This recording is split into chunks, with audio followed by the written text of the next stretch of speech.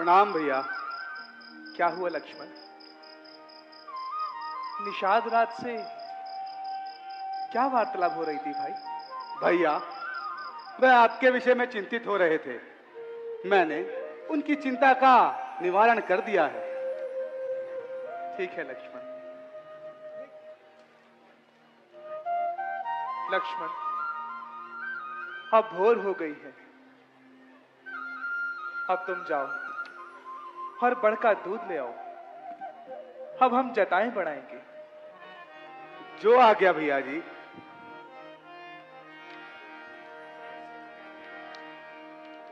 दूध,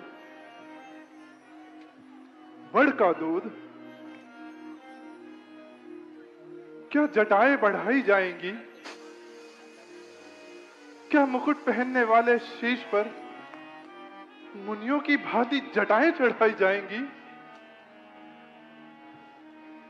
ये मैं क्या देख रहा हूं प्रभु? कहां यूं पृथ्वी पर ये सोना, कहां वो उच्च सिंहासन,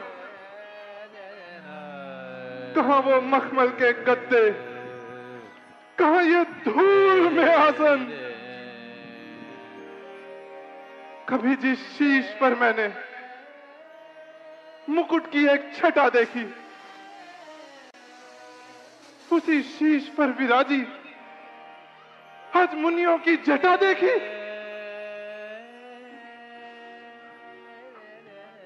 बस राम, बस।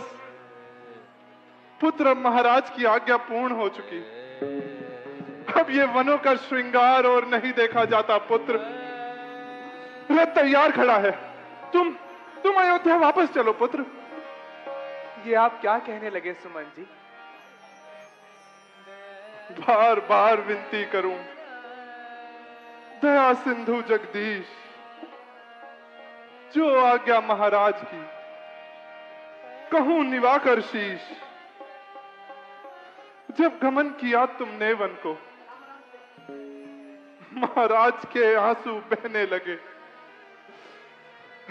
व्याकुल हो सर पीट लिया और रो रो कर यूं कहने लगे, तुम जाकर इनके साथ सुमन, इनको वन खूब दिखा लाना, गंगा स्नान करा देना, फिर उल्टा यहीं फिरा लाना। बस हाथ जोड़कर विनती है, इतनी करुणा है नाथ करो। बस वापस साथ चलो मेरे, मत नगरी तात अनाथ करो। रघुकुल सूरज बुझ जाएगा, जीना दुश्वार पिता का हो। माता अंधी हो रो रो कर, जनता पर बात सदा को हो। सुमन जी, ज्ञानवान हो मंत्री, सर्व गुणों की खान, सत्य बराबर तप नहीं, कहते वेद पुराण। हितकारी हो मंत्री, तुम हो पिता समान। अब लौट अयोध्या जाओ तो वचन हमारा मान। लौट जाऊं? किस प्रकार लौट जाऊं राम? मैं महाराज के प्रश्नों का क्या उत्तर दूंगा? मैं उनकी व्याकुलता को किस प्रकार शांत करूंगा राम? फिर रहा है उनकी आंखों में नजारा मौत का। लुट गए सारे सहारे, सहारा बस मौत का। सुमन जी, आप तो जानते ही हैं कि शूरवीर संकट से नहीं घबराते हैं। आपत्ति आने पर भी पग पीछे नहीं हटाते हैं। अच्छा राम, अगर तुम अपने वचनों में बंधे हो, परंतु लक्ष्मण को तो वनगमन की आज्ञा नहीं हुई। उसे तो अयोध्या लौटने को कहो। तुम ही कहो है मंत्री जी, है वह कैसा राज, प्रजाजनों पर जिस जगह निठुर हुए महाराज, उस नगरी का उस राजा का फिर कौन भला सम्मान करे। जो आप रहे निज महलों में वन गमन प्रिय संतान करे, उस जगह हमारे जीवन का फिर कैसे कहो गुजारा हो, जहां भेद हो आपस में, एक शत्रु हो एक प्यारा हो। जिस राज्य के राजा भरतलाल के कई शीलवंती माता, उस राज्य का नाम सुनते ही आंखों में खून उतर आता। तुम जाकर यूं ही कह देना, जो हमने वचन सुनाए हैं अब वापस लौट नहीं सकते, उस राज्य से हम भर पाए हैं। लक्ष्मण, ऐसे कठोर वचन ना कहो भाई। सुमन जी हमारे बड़े हैं। सुमन जी, लक्ष्मण की ओर से मैं आपसे क्षमा मांगता हूं। नहीं राम, इसे क्षमा करें। नहीं पुत्र लक्ष्मण, तुमने जो भी कहा अपनी जगह ठीक कहा है। राम, परंतु जानकी को तो वन गमन की आज्ञा नहीं हुई। महाराज की व्याकुलता शांत करने का कुछ तो उपाय करो राम। पुत्री सीता, तुम तो अयोध्या लौट चलो। आदरणीय महामंत्री जी, अवधपुरी सोने जैसी है, परंतु वो मुझे लालच नहीं देती। जिस प्रकार एक हंसनी अपने सरोवर को छोड़कर कहीं और नहीं जाती, उसी प्रकार मैं भी श्री राम को छोड़कर नहीं जा सकती। मुझे क्षमा कीजिए। सुमन जी, हम सभी आज्ञा से विवश हैं। हम आपके साथ नहीं चल सकते, हमें क्षमा करें। राम, पुत्र राम,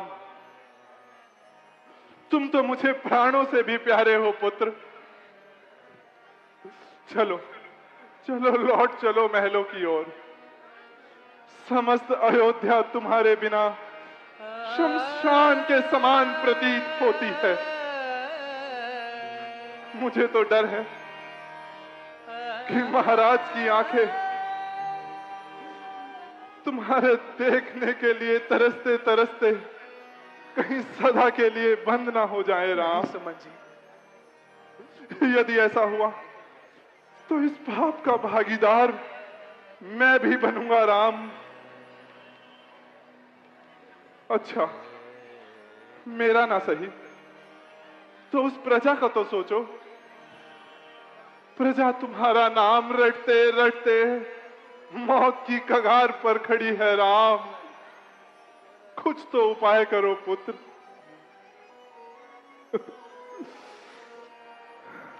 मैं किस प्रकार प्रश्नों के उत्तर दूंगा महाराज जब मुझसे तुम्हारे बारे में पूछेंगे? मैं किस प्रकार कौशल्या माता के व्याकुलता को शांत करूंगा जब वो मेरे पीछे तुम्हारी सूरत टटोलेंगी पुत्र? मैं किस प्रकार पुत्री सीता को इस कठोर धरती पर सोते हुए देख सकूंगा? लक्ष्मण जैसे अरुणमी बालक को मैं यूं कैसे इस कटीले वनों में भटकने के लिए छोड़ दूं राम? ये सब दृश्य देखने से पहले अवश्य ही मेरी मौत आ जाएगी राम। सुमन जी, सुमन जी, आप मेरे लिए केवल एक मंत्री नहीं, मेरे पिता समान हैं। बचपन से जो धर्म, ज्ञान और संस्कार मुझे प्राप्त हुए हैं, उसमें एक महत्वपूर्ण योगदान आपका भी था। परंतु आज मैं रघुकुल की उस परंपरा का वाहक हूं जिसके वचनों के समय अपने प्राण भी नौचावर कर दिए जाते हैं। सुमन जी, मैं अपने कर्मों से पीछे नहीं हट सकता और ना ही पीछे हट सकता हूं उस आज्ञा से जो एक पिता ने अपने पुत्र को दी है। ना ही पीछे हट सकता हूं उन वचनों से जो अयोध्या के महाराज ने माता कैकेयी को दिए हैं। सुमन जी, यदि इस समय मैं इन वचनों से विमुख होता हूं तो यह केवल राम का नहीं, रघुकुल का अपमान होगा। और ऐसे में यदि मैं अयोध्या लौट भी गया तो मेरी अवस्था केवल एक मृतक के समान हो जाएगी।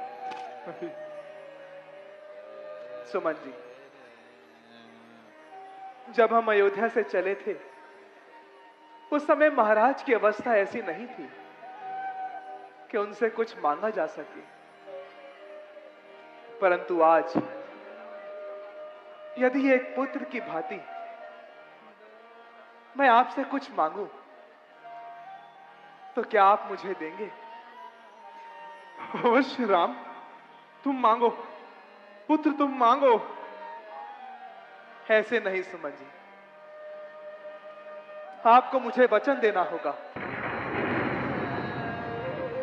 कि जिस प्रकार एक पिता अपने पुत्र की हर मांग को पूरा करता है, उसी प्रकार जो मैं आपसे मांगूंगा एक पिता के भांति आप अपने इस पुत्र को अवश्य देंगे। राम, ये संवंत तुम्हें वचन देता है कि तुम जो भी मांगोगे पुत्र, मैं अपने प्राणों को त्याग कर भी पूरा करूंगा। तो सुनिए पिता तुल्य मंत्री जी, आपसे यही प्रार्थना है कि मुझे, लक्ष्मण और सीता को अपना धर्म और पिता की दी हुई आज्ञा का पालन करने दें। हम अब लौट नहीं सकते। यदि आप हमारे बिना लौटेंगे तो अयोध्या जान जाएगी कि राम अपने पिता के द्वारा दिए हुए वचनों पर अडिग है। आप यही संदेश और हमारा अनुग्रह लेकर अयोध्या लौट जाइए। धिक्कार है, धिक्कार है। हे सुमंत, तुझ पर लाख बार धिक्कार है।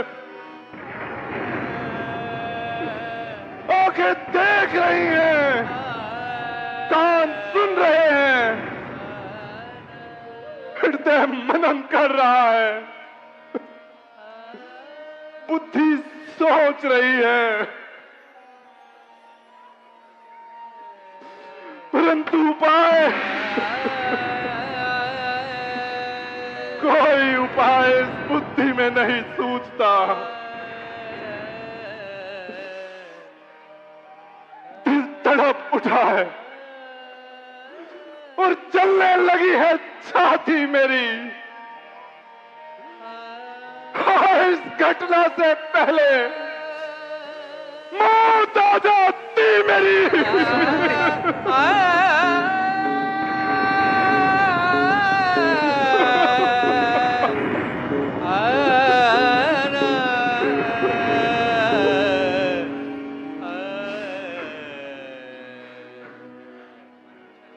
ठीक है राम, जब यही तुम्हारी इच्छा है तो सुमंत विवश है। राम, तुमने भी अपने वंश की नीति को निभाते हुए मुझे अपने वचनों में फंसाया है और मैं भी तुम्हारी भांति वचन को निभाने के लिए प्रतिबद्ध हूं। राम, ठीक है राम, मैं लौटता हूं,